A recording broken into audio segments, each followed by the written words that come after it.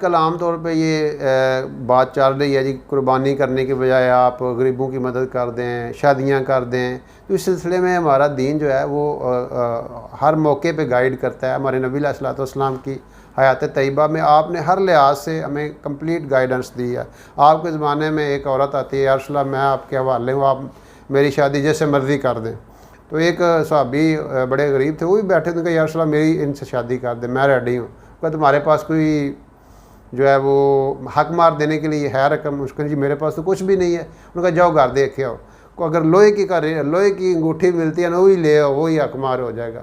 تو آیا تھوڑی دیر، یا رسول اللہ گھر میں کچھ بھی نہیں ہے. وہ بیٹھ گیا تو ان کا سوچو، کہا یا رسول اللہ چادر ہی ہے میرے پاس، یہ جو میں نے پہنے آدھی میں دے دیتا ہوں پھاڑ کے، یہ حق مہر کے طور پر. ان کا کہ نہ تمہارے کام آئے گی نہ اس کے کام آئے گی. خیر تو آپ علیہ السلام نے پوچھا تمہیں کوئی صورتیں یاد ہوں گی؟ یا رسول اللہ صورتیں یاد ہیں. تو آپ علیہ الصلوۃ والسلام نے فرمایا میں نے ان صورتوں کے عوض تمہارا نکاح اس سے کر دیا، یعنی تم یہ صورتیں اس کو یاد کروا دو تو تمہارا حق مہر ادا ہو جائے. یعنی غربت اس لیول کی تھی. اور اس جس کے گھر میں سونا نہیں ہے، چاندی نہیں ہے، چیزیں نہیں ہے، آپ اندازہ لگا سکتے ہیں غربت کا کیا حال ہوگا. لیکن اس کے باوجود اللہ کے رسول صلی اللہ علیہ وسلم کی حیات طیبہ 10 سالہ جو حضور کا زمانہ ہے مبارک ہے مدینہ پاک کا، تو آپ نے ہر سال قربانی کی. ایک سال آپ نے 100 اونٹوں کی قربانی کی. تو آپ کے زمانے سے ہمیں کوئی ایسا نہیں ملتا. حالانکہ غربت کی وجہ سے، بھوک کی وجہ سے لوگ پوری کی پوری صف مسجد نبی میں گر جاتی تھی، لیکن کبھی ایسا نہیں ہوا کہ آپ نے کہا اعلان اناؤنس کیا اور یہ سال قربانیاں نہیں دیں گے، بلکہ یہ جو ہے نا